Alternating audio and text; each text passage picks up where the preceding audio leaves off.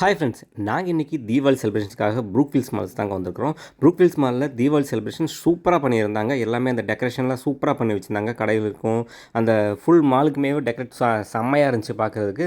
நல்லா கூட்டமாகவும் இருந்ததுங்க, என்ஜாயபிளாக இருந்துச்சு. நாங்கள் காந்தாரா மூவி பார்க்குறதுக்காக தான் இன்றைக்கி வந்திருந்தோம்.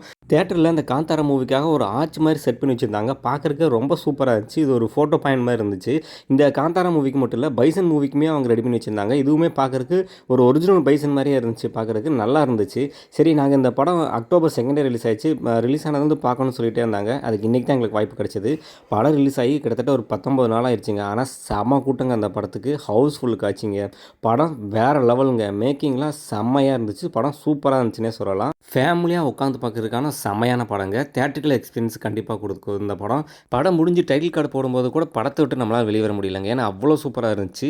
கண்டிப்பாக இந்த வீடியோ உங்களுக்கு பிடிக்கும்னு நினைக்கிறேன். இந்த மாதிரி வீடியோவுக்கு பார்க்குறதுக்காக நம்ம பேஜை லைக் பண்ணுங்கள், கமெண்ட் பண்ணுங்கள், ஷேர்